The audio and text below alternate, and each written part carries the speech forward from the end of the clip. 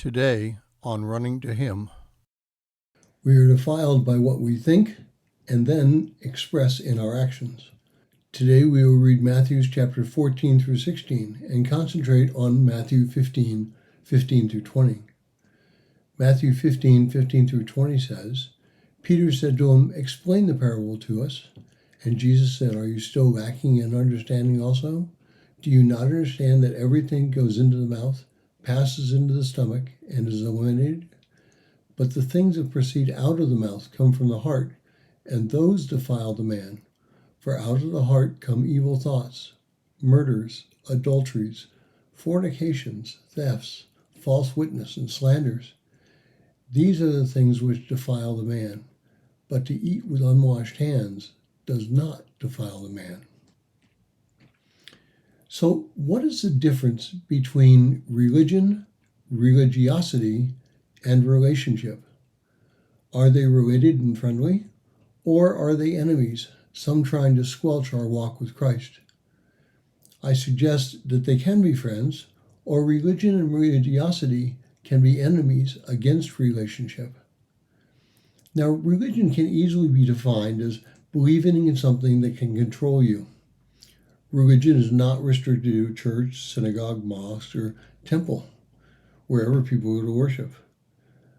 Focusing predominantly on climate change, for example, can be a religion. Obsessing about a football team can be a religion. Religion is something that controls you and that you look to for comfort and for guidance. Religiosity, on the other hand, is the traditions and rules made up so that a person can practice their religion. Saying particular words at times is religiosity. In Greece, when a taxi cab driver passes a cemetery, they and anybody else in the car might cross themselves. It's a habit.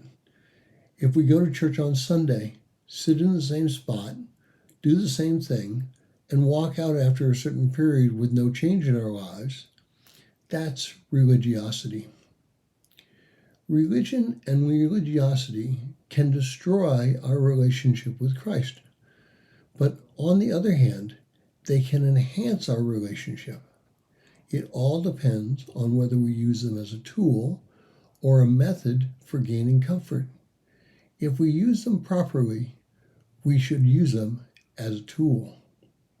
In our reading today, we are confronted with the Pharisees demanding that Jesus' disciples wash their hands before eating.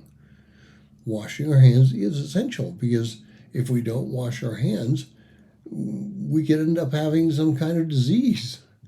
But the Jewish washing ritual had nothing to do with cleanliness and everything to do with religiosity.